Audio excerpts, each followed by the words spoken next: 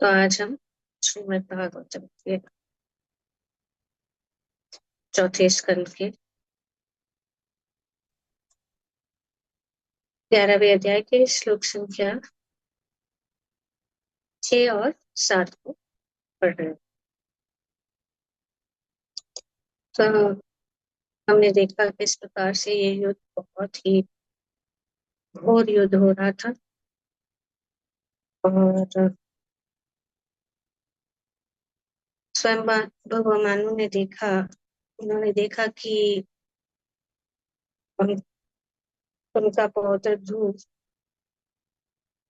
ऐसे अनेक यक्षों का वध कर रहा है जो वास्तव में अपराधी नहीं थे। क्यों अपराधी नहीं थे? क्योंकि सबको ने तो नहीं किया, सिर्फ एक यक्ष ने जो है उनके भाई को मारा।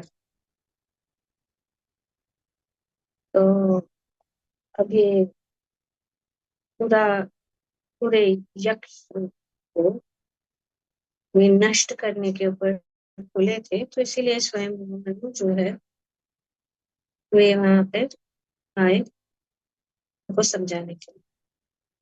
क्योंकि उन्होंने देखा ये कि ये आवश्यक नहीं है इतना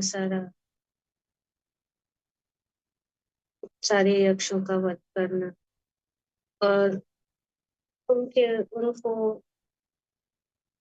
बचाने के लिए, क्योंकि यहाँ बताया गया है कि बिना कारण किसी का वध किया जाता है तो पाप की भागीदारी बन जाते हैं।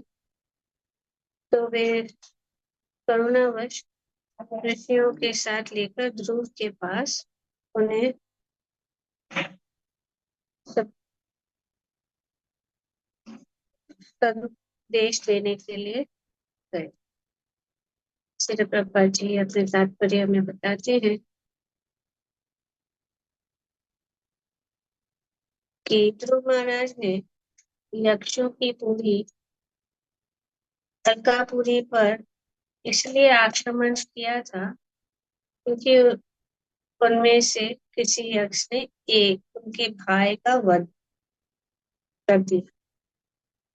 वास्तव में समस्त निवासी उनके भाई उत्तम का वध करने के लिए उत्तरदायी न थे, क्योंकि वध तो एक ही यक्ष ने किया था।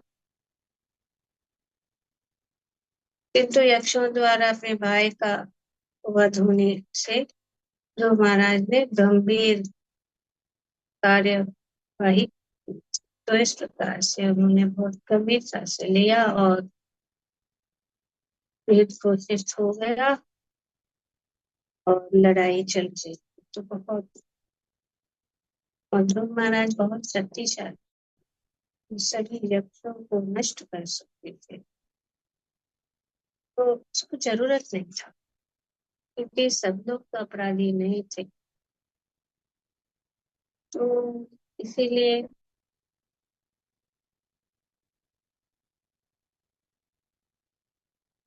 स्वयं भगवान ने सोचा कि उनको रोका जाए, ये उनके लिए अच्छा नहीं। आज के युग में तो हम देखते हैं कि छोटी सी बात के लिए युद्ध घोषित हो जाता है। निर्दोष जो प्रजा है उनको भी उसका भोगना पड़ता है। तो ये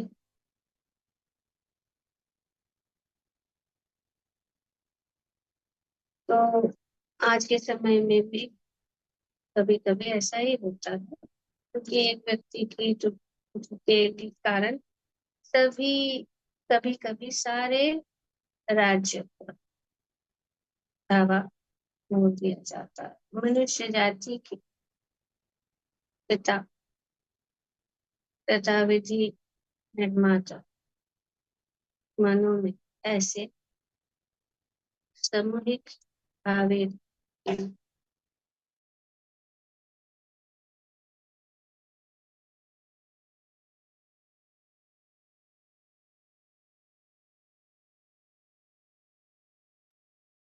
किसी और की त्रुटि के कारण जो है सजा भोगनी पड़ी। सजा ये है कि सब लोग मारे जा रहे, सबको मारा जा रहा। तो मनु जो है मनुष्य जाति के पिता पिता है। वो धर्म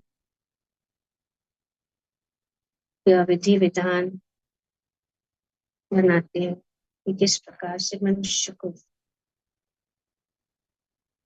कार्य करना है, सब नियम इसलिए वे चाहते थे कि उनका पौत्र यक्षों को न मारे, क्योंकि वे अपराधी नहीं थे। तो ये यहाँ पे वे उनके सामने आ गए, क्योंकि उन्होंने सोचा कि ये अच्छी बात नहीं, बिना कारण इतना सब जो है खून खराबा। तो श्री मनु ने कहा, "हे पुत्र, बस व्यर्थ का क्रोध करना अच्छा नहीं। व्यर्थ में ये तो नारकीय जीवन का मार्ग है।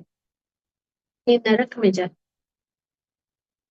किसी निर्दोष व्यक्ति के ऊपर क्रोध करना, निर्दोष व्यक्ति के ऊपर को मारना, ये अच्छी बात नहीं, क्योंकि उससे पाप लगता है,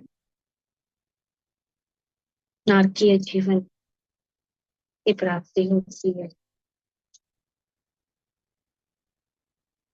तो इसलिए ये मत करो, रुक जाओ, बस हो गया। अब तुम यक्षों को मार कर अपनी सीमा से परे जा रहे, ये वो बियॉन्ड लिमिट हो रहा है। आप अपनी सीमा से बाहर जा रहे हैं, क्योंकि वे वास्तव में अपराधी नहीं, वास्तव में ये सब अपराधी नहीं, एक जन ने किया, सबको मारने बैठे हो गए। फिर प्रभुपाद जी अपने तात्पर्य में बताते हैं कि इस श्लोक में अतिरोषेण, अतिरोषेण मतलब अतिरोषेण का अर्थ ये कि अत्यंत क्रोध, अति रोष, क्रोध, अत्यंत क्रोध करना चाहिए। ये अनावश्यक क्रोध, और यही ये सब अनर्थ है, जैसे हम जानते हैं, काम, क्रोध, लोभ, मोह, मद मत्सर्य, ये सब अनर्थ है। इस अनर्थों से हमें मुक्त होना है। क्रोध भी, क्रोध से हमें भी, हम भी नष्ट हो जाते और दूसरों को भी हम हानि पहुंचाते। तो ये है, जैसे कि अति क्रोध होता है तो हम अपने, कहा गया है कि जब हम अपने हाथ में अग्नि का गोला लेकर दूसरे के ऊपर डालने की कोशिश करें, उसको भस्म करें, तो जलाने, उसको क्रोध की तरह, तो उससे क्या होता है, दोनों, जो क्रोध करता है उसका भी हाथ जल जाता है, वो भी जल जाता है, और दूसरा जो व्यक्ति है उसको तो कष्ट देता है। इसीलिए अति क्रोध या आवश्यक क्रोध, अनावश्यक क्रोध नहीं था। ठीक है, क्रोध तो होता है, अनावश्यक। जब ध्रुव महाराज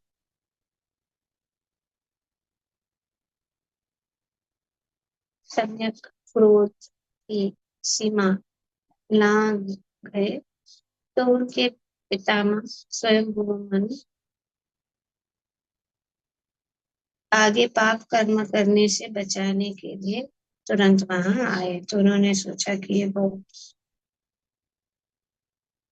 पाप होगा, इस पाप से किसी न किसी तरह से उसको बचाना है। तो वहां पे आप तुरंत आप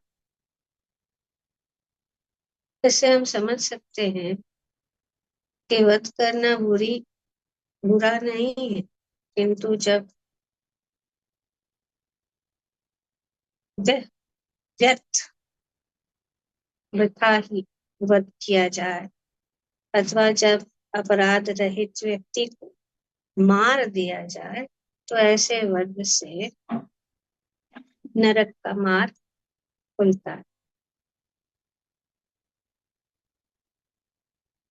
महान भक्त होने के कारण ध्रुव महाराज ऐसे पाप कर्म से बचा लिया गया। तो ये बात तो यहाँ पे बताई गई है कि भक्त सब जो है भक्तों के शुभ चिंतक होते हैं। और जब हम भक्ति में लगते हैं, अगर कोई हम गलत मार्ग पे जा रहे हैं, गलती कर रहे हैं, तो सब चिंतित हो जाते हैं दूसरे, और वे जो है हमें सही मार्ग पे लाने के लिए कोशिश करते हैं। खास करके जो वरिष्ठ वैष्णव है, गुरु है, इस प्रकार से वे हमें मार्गदर्शन करते हैं कि अभी बहुत समझ में इस बात। हालांकि क्षत्रिय को राज्य में शांति तथा व्यवस्था कायम रखने के लिए वध करने की अनुमति है। तो जो क्षत्रिय होते हैं उनको अनुमति होती है, बाकी के नागरिकों को, बाकी के जो अनेक आश्रम हैं, जैसे कि हम देखते हैं कि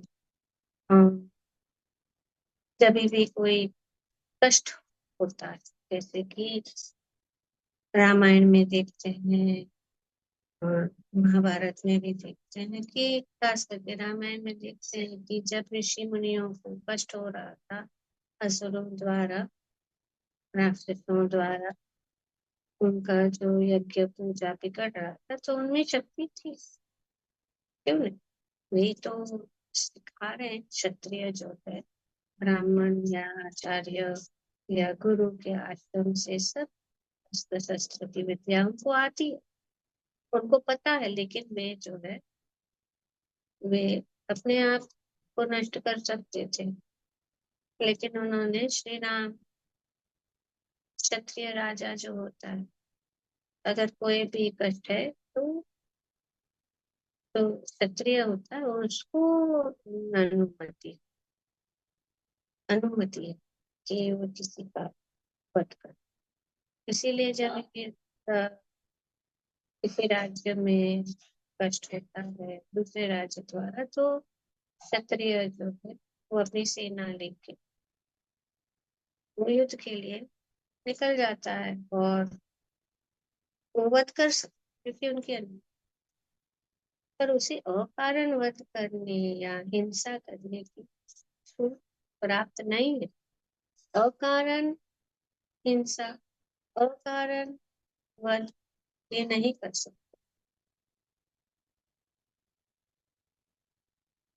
तो हिंसा से नारकीय जीवन मार्ग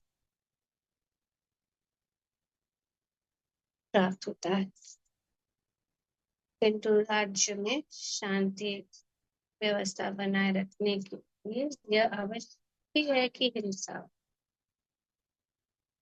तो उससे उनको पाप मिले, यही तो भगवान कह रहे हैं। और अर्जुन ने भी भगवान से यही प्रश्न कह रहे थे कि हमें पाप लगेगा। उन्होंने तर्क वितर्क करे कि मैं हम अगर इन लोगों को मारे और इतने सारे लोग बिना कारण मारे जाएंगे, तो फिर कैसे करूंगी? तो भगवान ने कहा कि तुम क्षत्रिय हो, तुम्हारा धर्म है, तुम्हें शांति का वातावरण लाने के लिए करना ही होगा, तो आप युद्ध करो, अपना कर्तव्य को निभाओ। स्वयं भगवान कह रहे कि युद्ध करो, क्योंकि क्षत्रियों का ये धर्म है। अगर उस धर्म को नहीं निभाने तो भी वो पाप, और अगर नहीं निभाने से ये जो अधर्म फैलेगा। तो इस प्रकार से हम जानते हैं, प्रमाण है शास्त्र किस प्रकार। तो यहाँ पे ये ध्रुव महाराज को मनु ने यक्षों का वध करने से रोका, क्योंकि उसके उसमें से केवल एक उनके भाई तम की हत्या की के लिए दंडनीय था। सभी यक्ष नागरिक दंडनीय नहीं थे। तो हम देखते हैं कि आज ऐसा हो नहीं रहा है कि सबको भोगना पड़ता है।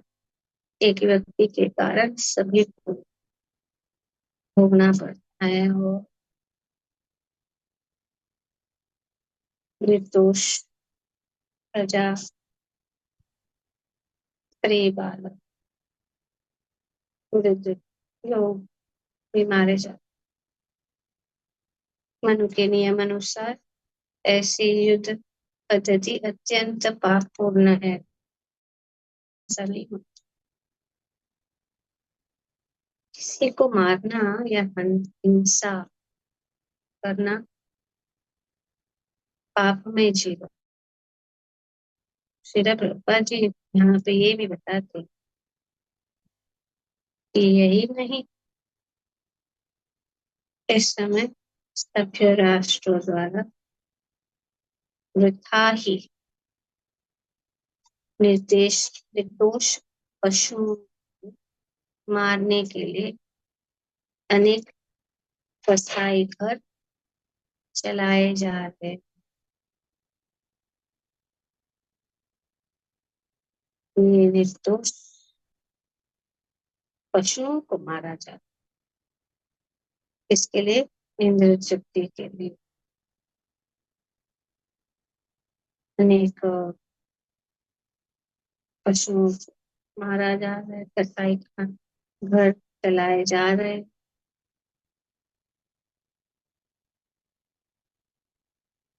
तो जब किसी राष्ट्र पर शत्रु आक्रमण करते हैं, तो नागरिकों का जनसंहार उनके अपने पाप कर्मों का फल माना जाना चाहिए। यही प्रकृति का नियम है। तो यहाँ पे ये बताया जा,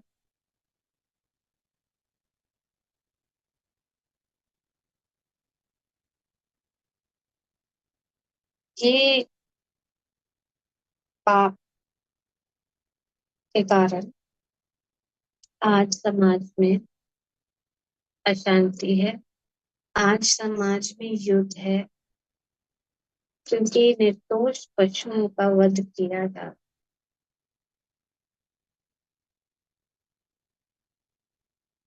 और निर्दोष पशुओं को वध करने से क्या हो रहा? प्रकृति प्रकृति भी क्या करती है? वो सहन नहीं कर सकती।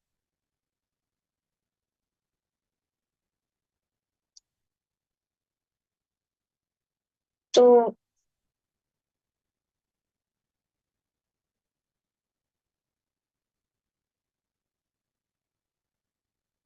नियम यही है, जैसे कि मानव समाज अगर कोई किसी को की हत्या करता है, मर्डर करता है, मार देता है,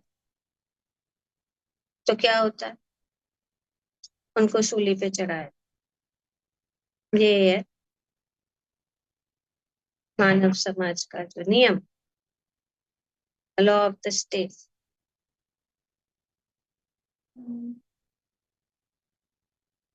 पर लोगों को ये पता नहीं है कि परम जो नियंता है, परम जो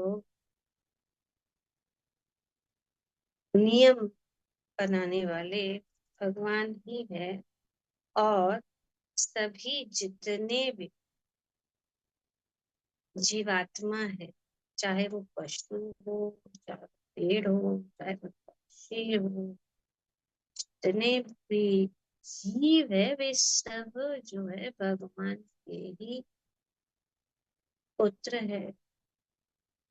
अहम बीज, सब भगवान ही के, भगवान सबके पिता है। ऐसा नहीं है कि सिर्फ मनुष्य के पिता, सबके पिता है।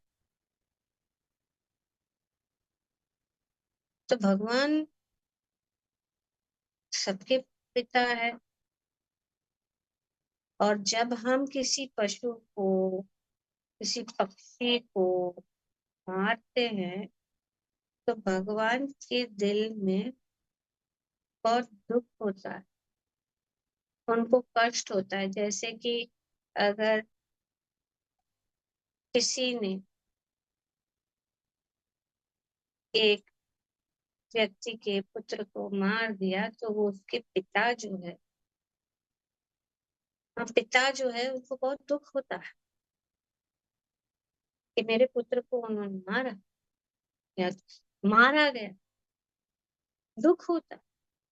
इसी प्रकार से भगवान को भी जब हम निर्दोष पशुओं को मारते हैं, तो इसीलिए मनु संहिता के अनुसार कि अगर कोई पशु की हत्या करता है तो वो पापी है और वो जिस प्रकार से मनुष्य को मार दिया जाता है, उस इसी प्रकार से जो पशु की हत्या करता है उसको भी वही दंड मिलना चाहिए। कि जिस व्यक्ति ने पशु को मारा, जिस व्यक्ति ने एक इंसान को मारा, जिस व्यक्ति ने एक मनुष्य को मारा, उसको सूली पे चढ़ाया जा रहा है, लेकिन जो निर्दोष पशुओं को मार रहा है उसको कुछ भी नहीं। ऐसा नहीं है। भले ही समाज में ये नहीं माना जाता है, लेकिन ये नारकीय जीवन में, ये शास्त्र,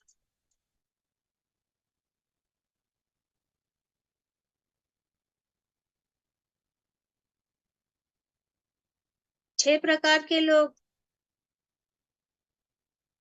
संबंधित है इस इस मर्डर में, पशु की हत्या में छह प्रकार के लोग इन्वॉल्व है। ऐसा नहीं सोचना चाहिए कि जिसने पशु को मारा कसाई घर में वही पाप का भागीदारी देना है। छह प्रकार के लोग होते हैं जो इस पाप के भागीदारी है, इस हत्या के भागीदारी है। एक जो मारता है वो, या जो, और जो अनुमति देता है कि हाँ उसको मारो, जो अनुमति देता है, जो मारता है, जो उसको सहायता करता है, जो इस मांस को, या जो खाता है, खरीदता है, खाता है, जो पकाता है, ये सब जो है पाप, इस हत्या में भागीदार।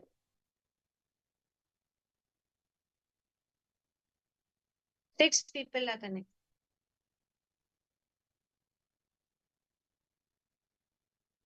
Person who gives permission for killing, person who kills, person who helps in getting it organized, person who purchases the meat, person who cooks.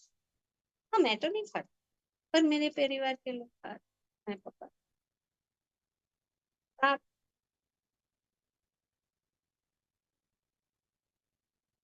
cooks the flesh, eats, all become entangled in the killer. सब जो है murderer है, इस murder में सब जुड़े हुए।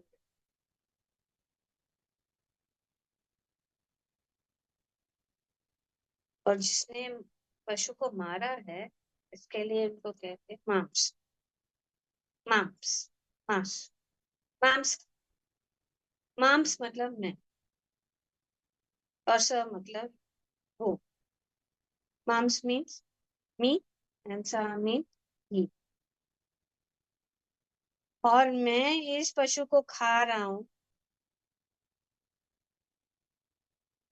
और ये पशु जो है मैं उसको खा रहा हूँ, तो मैं उनको ये अनुमति देता हूँ कि अगले जन्म में वो मुझे खाए। तो जो मारता है, जो खाता है, वो पशु जो है, उसको हम ये अनुमति देते हैं कि अगले जन्म में तुम मुझे मारो। तो ये, तो इसीलिए मनुष्य समाज में जो हत्या करने वाला है उसको मारा जाता है, क्योंकि आगे के जीवन, आर्कीय जीवन से वो बच, किसी जीवन में वो खत्म। दूसरी बात है कि वो जाके दूसरों को भी मारते रहेगा, उसकी पाप बढ़ती जाए।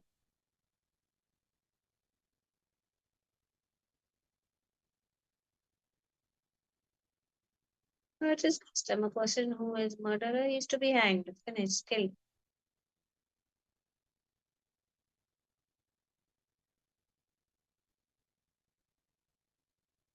तो यहाँ पे, और पशु की हत्या से बहुत पाप और बहुत ही परेशान।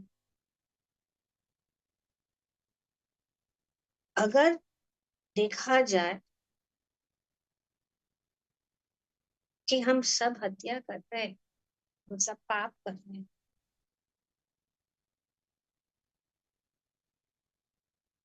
5 प्रकार के पाप।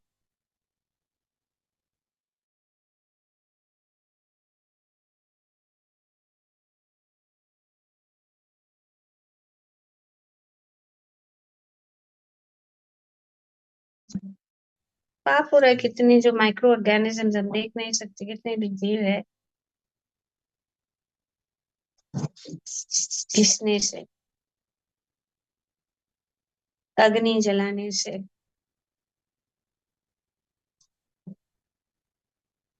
एक पात्र या पॉट से पानी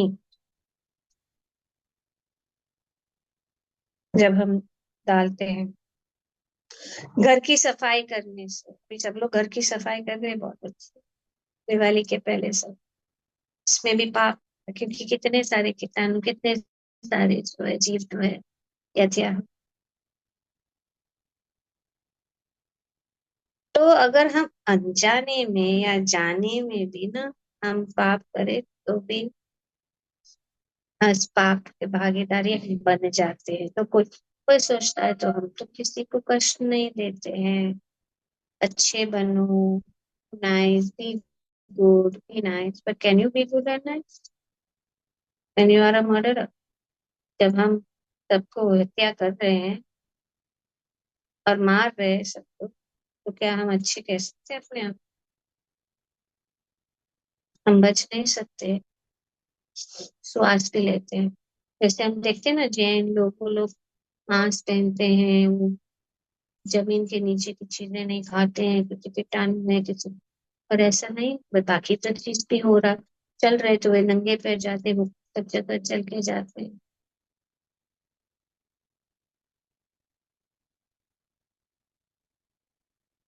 तो ये 5 प्रकार के पाप से हम तो नहीं बच सकते।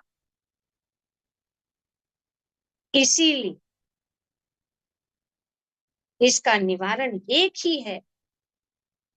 अगर हम इस पाप से मुक्त होना चाहते, जो भी हम पकाते हैं जो भी हम भोजन। तो आई एम वेजिटेरियन, वेजिटेरियन है ना, मैं क्यों नहीं? तो इसको भगवान विष्णु को भोग लगा के खाना है। जब तक हम भगवान को भोग नहीं लगाएंगे तो वो है, हम बच नहीं सकते इस बात से। अगर हम जाने अनजाने, तो इसीलिए भगवान कहते हैं जो मेरे मुझे अर्पण किए बिना जो खाते वो सिर्फ पाप खा रहे हैं। तो इसीलिए हमें कुछ भी नहीं खाना है भगवान को भोग लगाए बिना। ये नियम है। उसको हम से मुक्त हो जाए, सभी पापों से मुक्त हो जाएंगे। हमारा पूरा जीवन, हमारा श्वास, हमारा चलना, हमारा घूमना, सब कुछ भगवान को अर्पित करते हैं।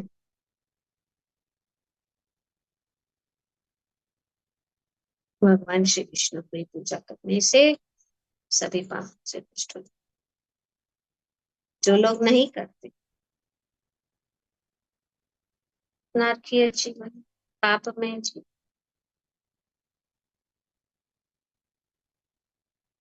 तो ये पाप से नहीं बच सकते हैं। तो इस प्रभुपाद जी बताते हैं बहुत सुंदर रूप से, और शास्त्र का ये विधान। It is not possible to be exempted from the words of these gods by mentally concocted beliefs according to man-made laws. A man-made laws. If the man-made laws, if one person murders, he is condemned to the gallows. But no action is taken against man killing animals. Such is not the law of providence. ये जो है नहीं है. The law of God cannot escape.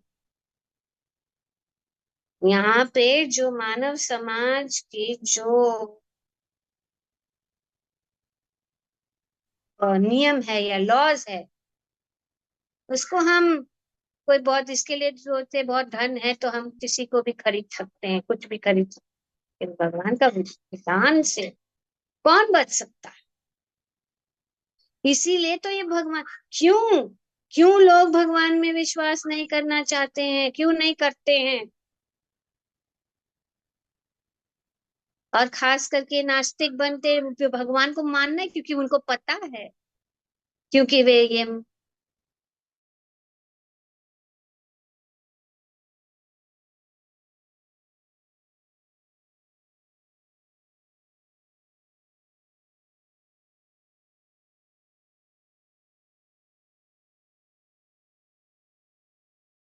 भगवान के शरणागत, यही। तो इसीलिए यही,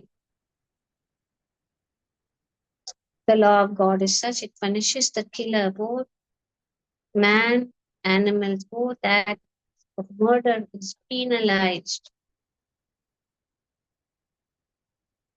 To get released from this sin, the householders are enjoined to perform certain sacrifice, और वो sacrifice यही है कि भगवान को जो भी हम खाते हैं, हम भगवान को अर्पित करके खाते। और जो लोग भोग अर्पण नहीं करते हैं वो पाप के भागीदारी बनते हैं। तो don't think that we are free. और पशु हत्या तो सबसे बड़ी, पिछले कुछ साल पहले भूज में सबसे बड़ा जो भूकंप हुआ था,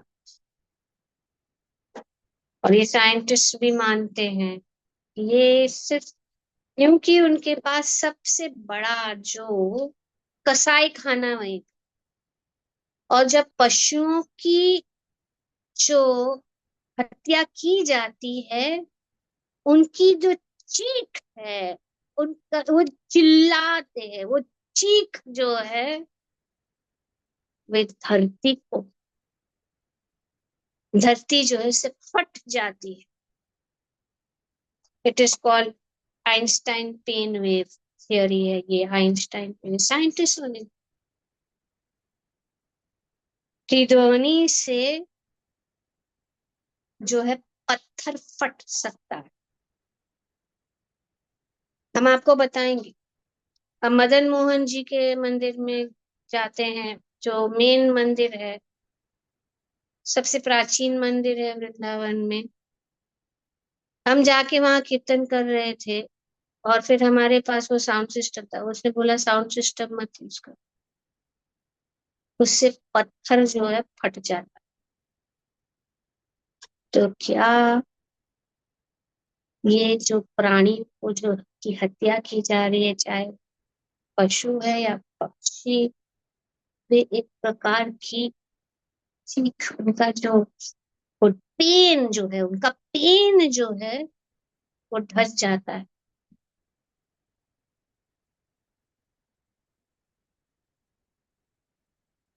But this is scientifically explained. The Einstein pain wave theory says that when primary and secondary waves quickly, pain waves build up pressure over a period of time, and then when they reach the flash point, the crust of the earth breaks and reacts as earthquake, and nobody knows why earthquakes are happening. और ये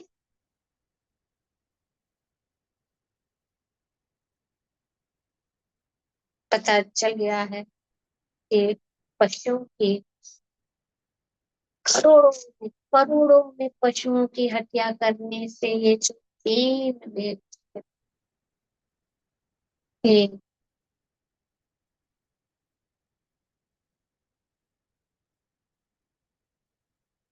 तो ये जब earthquake होता है, भूकंप होता है, तो ये भूकंप का कारण है।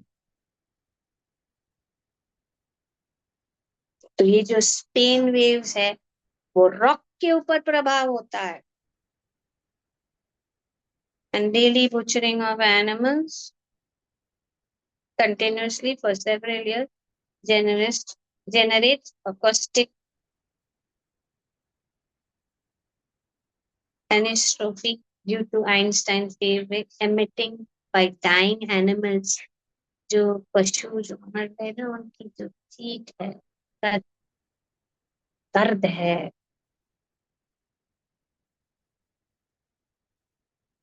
तो इस प्रकार से जहाँ पे पशुओं की हत्या, जब हम वो समाज जो पशुओं की हत्या करता है, उस समाज में शांति कैसे हो सकती है? जब पशुओं की हाई लगी हुई है, प्रकृति भी नहीं सहन कर सकती, इसीलिए भूकंप, तूफान, अधिक वर्षा, अभी वर्षा का समय भी नहीं हो, खत्म हो गया ऋतु, फिर भी वर्षा हो रही। ये सब हमने ही किया।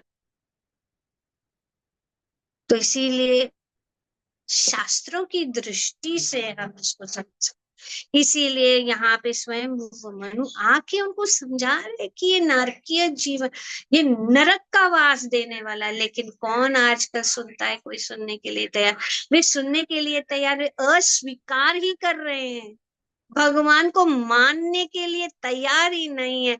और फिर बोलते हैं कि समाज में अशांति है, अशांति से कितना भी कोशिश करो, जब तक हम भगवान की शरणागत न हो, भगवान के दिए निर्देशों का पालन नहीं करने हैं, तब तक शांति नहीं हो सकती है। और इस प्रकार से हम नरकीय जीवन की ओर जाते रहते हैं। ग्रंथराज श्रीमद् भागवतम की जय। ओम तत्सत। Thank you very much.